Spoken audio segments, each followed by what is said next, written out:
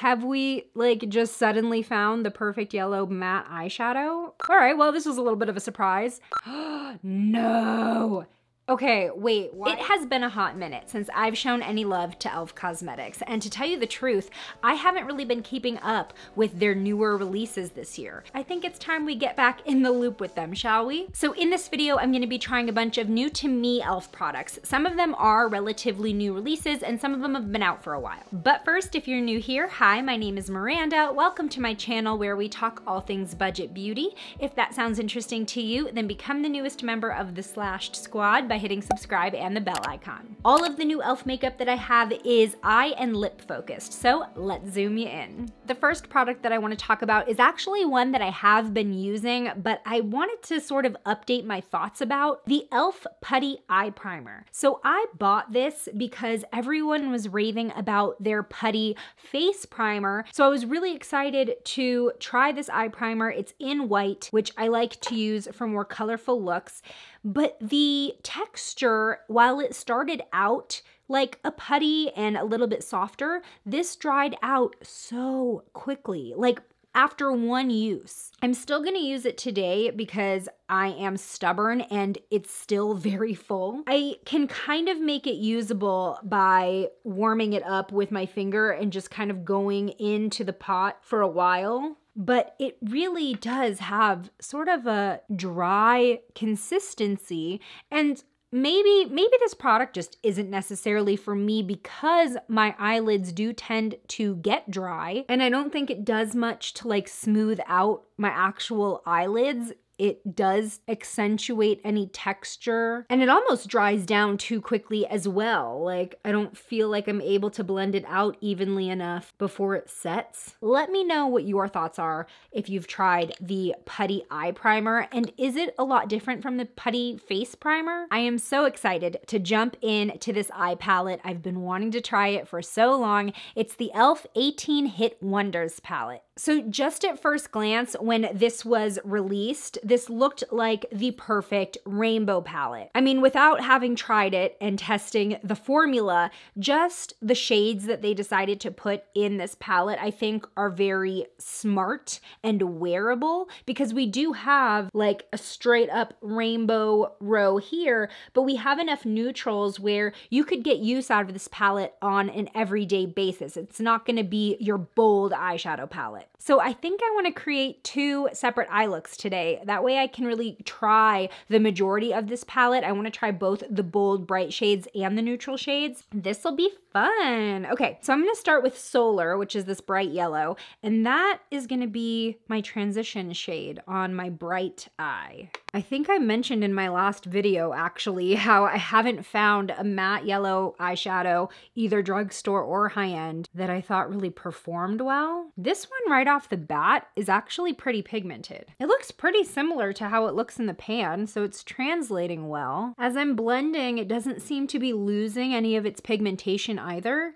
so that is a very good sign. Huh. Have we like just suddenly found the perfect yellow matte eyeshadow? Next, I want to try this evergreen shade. It's like a Kelly green. I'm gonna use that in my crease. Ooh, I could definitely be using a smaller brush. Let's see how these shades blend in with each other. The one downside to having super pigmented shadows is that sometimes when you start trying to blend them in together, it gets kind of muddy. Man, e.l.f. is not playing around anymore. I mean, granted, they have become more expensive. Like, they still have their really, really budget-friendly line, like the $2, $1 makeup, but y'all know the quality is different in their $10 to $15 products. But in the grand scheme of things, they've still got some really good budget gems. I'm gonna deepen up this green just a little bit. Now I'm really being called to this electric shade. It's a very, very bright blue, and I'm gonna go ahead and use that in my outer corner. Wow, wow. Okay, I was not expecting expecting that to go on so bright and true to color over other colors. Okay, as I blend this out and into the green, it is translating a little deeper and dustier than it looks in the palette. I'm gonna go into Moss with my finger. It just looks like one of those shades that's gonna look, whoa, way better applied with the finger. Look at that cool shift. Oh my gosh, this is the prettiest green. It is so striking. I'm obsessed. I love that shift. It like goes from sort of slightly bronzy to an earthy green. Oh, wow. I love that. I am a little bit shook. Usually with like really colorful looks like this, I'm taking so much time, you know, darkening up shades, blending, making sure everything looks nice with each other, but this was just really easy. Like I could be done right now, but I'm not. All right, so one product that I've been dying to try is their liquid glitter eyeshadow, specifically in this super gorgeous shade, which is called Disco Queen. Let me just swatch this for you so you can see it in all of its glory, because online, this was just the most gorgeous thing that I've ever seen. It's a lot smaller than it looks in the packaging.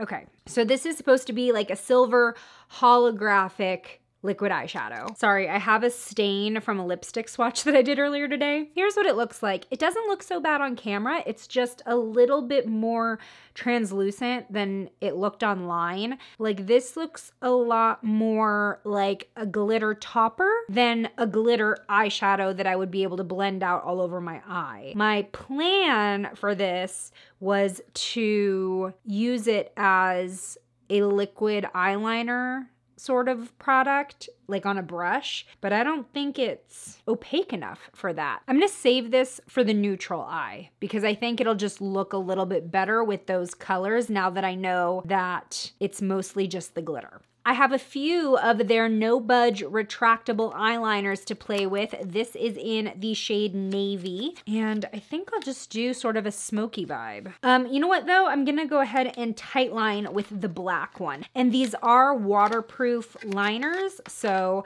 I was hoping to find a new good black liner to tightline with. Yeah, that really glided on my waterline pretty easily and opaque. I really like the fine tip because I'm able to kind of get in between my lashes. Now let's see what we can do with the navy and how well it smokes out. Ooh, a lot of nice blue right there. Yeah, I kind of wish it was just a tad bit softer. I'm getting a little bit of pulling on my lid.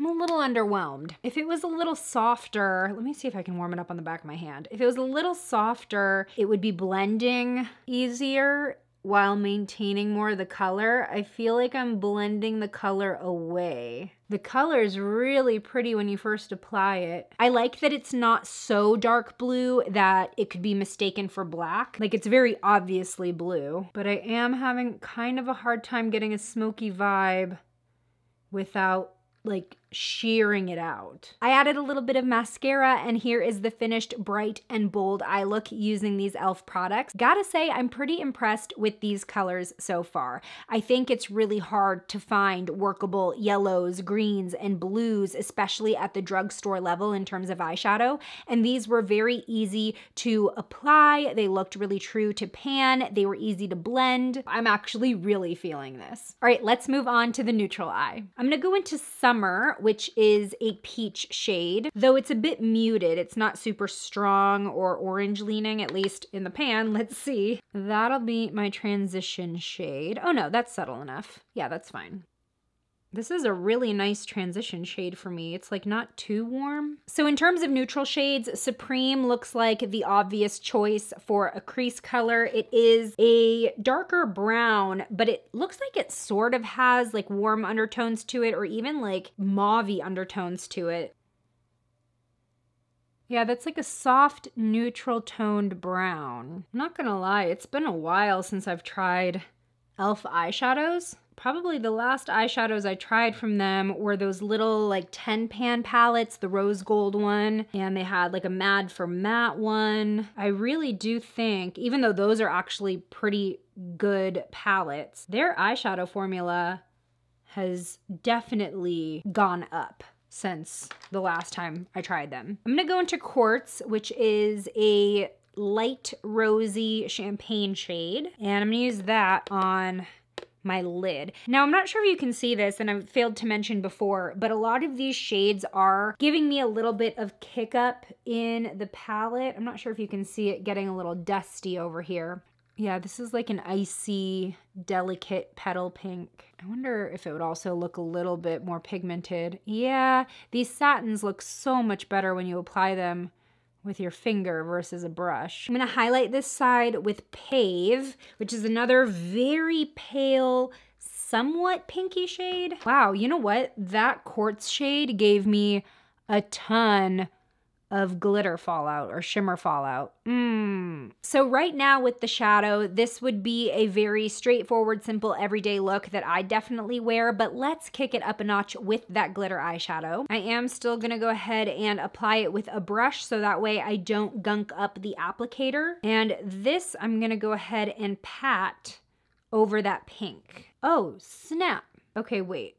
It is a lot more opaque when applying with a brush versus the applicator it comes with.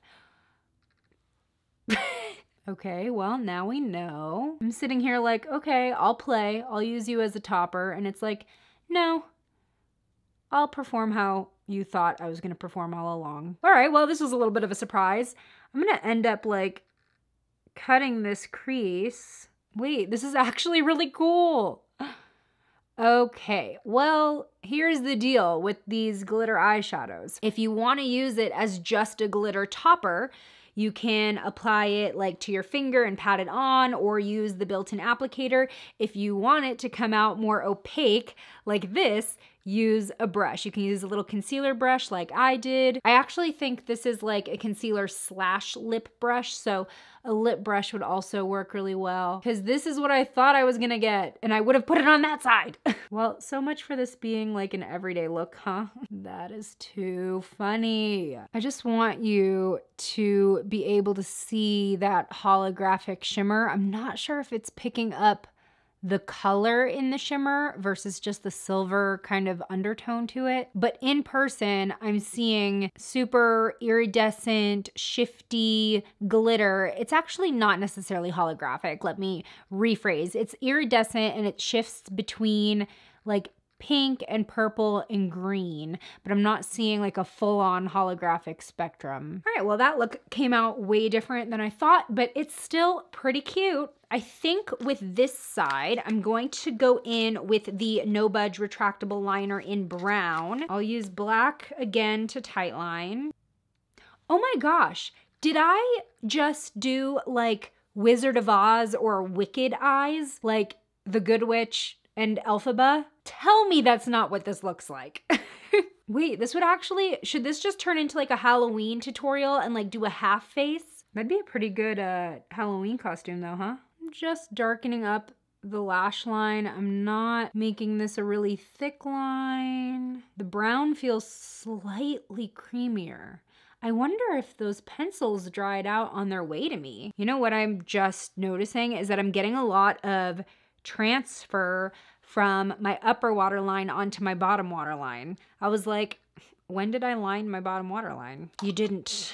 The brown shade is called Coffee, by the way. And again, it's not like a super deep brown that you would mistake it for black. I feel like it is very obviously brown. I'm gonna brighten up my under eye area with the e.l.f. Hydrating Camo Concealer. It is so pigmented. The finish is perfect for what I prefer, which is more of a natural look, not dewy, not matte, just perfectly in between. I'm just gonna clean up that under eye area. I'm gonna quickly add contour, blush, and highlight with one of the new Pixie Nuance Quartets. This one is in the Sugar Blossom shades.